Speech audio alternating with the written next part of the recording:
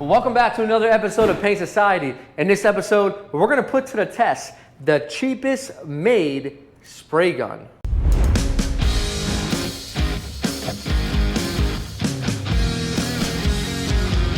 Don't overthink it, it's just paint. And thanks once again for joining me on this episode. My name is Brian, and today we're going to be testing out this Harbor Freight paint gun, one of the cheapest paint guns on the market. Well, we're going to be spraying base and clear coat on this Mercedes van. And the reason why you clicked on this video is because you want to see, can you get a nice finish out of a cheap paint gun? Is it the paint sprayer or is it the sprayer itself? Well, you know, it's a combination of both, and I'm going to talk to you right now about the most important part. It's not the paint gun, it's the prep. And that is true. Your finish is only as good as the prep on the panel. This panel has been sanded thoroughly with 600 grit. But let's first talk about how we got to this point. Well, when this vehicle came in, it was suffering from premature fading in the middle of the hood. So we broke out our P180 grit and we started smoothing out all of that paint. Luckily for us, there was no cracking of the actual paint, so we did not need to take it down to bare metal. We feathered out all the chips and all the areas where there was a little bit of damage or mini rust from those chips. And at this point, we were ready for our primer. So we went ahead and we gave the whole hood up to the edges a nice coat of our black high build primer. And after we let it sit all night, we came back the next day and we started with the blocking process with a P320. We made sure to block out all of our surfaces, and once it was blocked out, we used a P600 on a DA to soften up that scratch. Once it was all sanded down with the DA, we took it a step further. We then used our degreaser, a little bit of water, and our maroon scuff pad to make sure that all of the dirt was pulled out of all those sand scratches. And that's exactly where we stand right now. Once you got it all prepped, well, we're ready for the painting process. Now, a few settings that are going to help you along on this cheapest gun. What you want to make sure you do is we want to have our fluid backed all the way out. We want to allow the most amount of fluid to come through the gun body and onto the panel. To do that, what we're going to do is we're going to dial it out as much as we can. This is the fluid control and this is the fan. So we'll dial it out just before it releases and comes out. We can say that's probably the extent right there. We'll pull our trigger in all the way, and then we're going to dial it back in. Now, once we can't move this knob anymore and we have some resistance from the trigger, that means that we're set at wide open. And this is going to allow the paint gun to function at its maximum capabilities. Now, we're going to allow this fan to be all the way wide open. If we turned it to the right, we would have such a narrow fan pattern where we want fully wide open. Now, this does run a 1.4. This is the smallest that I could find. Now, this paint gun averages between $15 and $30, and I've purchased it actually for $15 from Harbor Freight. It is the most basic paint gun that they make, and today we're going to see how well we can apply our coating of base coat and clear coat to this beautiful Mercedes. So let's get started. We're ready to spray. I have the PPS cup outfitted for this particular paint gun. Now, it won't make any difference, but in the automotive world of painting, it makes things a lot more efficient and easier to clean up. But as far as the performance, it won't make any difference. Now, this actually will have a good spray pattern. When you first hold the trigger and pull it, only air will come out. It's not until you get about halfway on this gun, or more than halfway, that you'll start to get a little bit more fluid. That's a little bit more than most guns. You usually get fluid around here, but for this gun, you got to pull it a little bit more further back. So, I mean, that's a Harbor Freight spray pattern. That's pretty big. Okay, you get a little bit closer, it gets smaller, obviously, but not too bad. So what we're going to do is put our first coat on. We'll try to stay away from the edges, even though we have a really good color match. And let's see how well it does. So I'll start off over here. And the main difference is that you're going to notice right away with a cheaper spray gun like this, you know, comparing to a little more expensive, is, well, how well it handles. You know, the trigger is a little bit tough to pull, and it's gonna use a little bit more of your muscles, a little bit heavier of a gun, but right off the bat, I mean, it's atomizing the paint just fine. I mean, I have no issues right now. If you were to tell me that I was spraying with the Harbor Freight gun and I didn't know, based off that alone, I wouldn't be able to tell.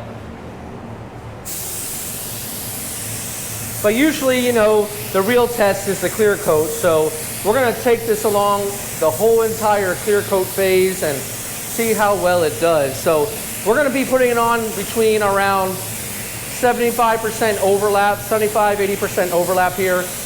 And this covers very well over that black primer. So we're here just finishing up, and we'll stop it right around there and we'll allow it to flash. You can see that the driver's side is already flashed off very well. It's got a lot of air movement, and that's really helping drying the paint.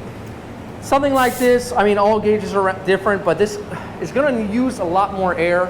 We're around 30, 33 PSI just to get it to atomize that well. So let's let this flash and we'll hit up our second coat. Before we lay on the second, just a quick opinion. Good paint will spray well out of a bad paint gun. Bad paint won't spray well out of a good paint gun. So if you're at the counter and deciding, you know, a little bit more expensive paint, it's gonna lay a lot smoother. It's gonna help you out getting down to the panel. So keep that in mind. We're ready to spray our second coat.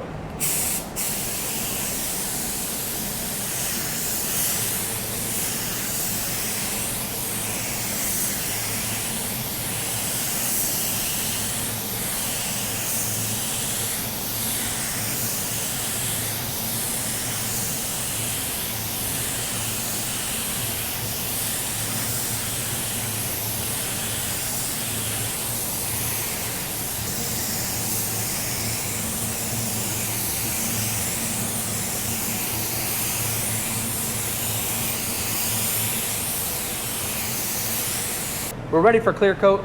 We're gonna apply 2 coats of clear, 1.4, so we're gonna move a little bit quicker than we would usually move with our regular spray guns. We'll get our first coat on, we'll take a look, and then we'll spray on our second.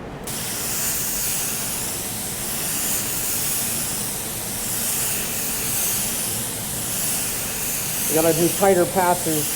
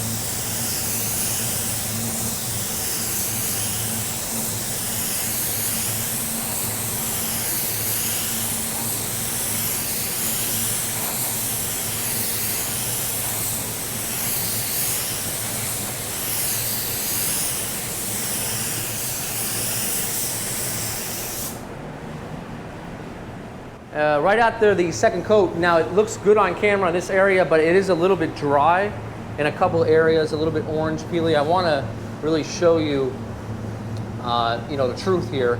It's orange peeled all up in here, but that was almost what I would expect anyways out of a first coat, out of any paint gun, because, you know, the first coat, it's just the surface. The second coat's going to build on top of it and give you a smoother finish. I don't know if I'm going to have to do 3 coats to really smooth this out. Some areas look better than others. Some areas are a little bit dry in the middle of the hood, but that's kind of normal. So let's do what we know how to do. Let's allow it to flash. Let's give it 8 to 10 minutes. Let it kind of skin over just a little bit. That way when we put our next coat on, we have something to build on top of and smooth this all completely out.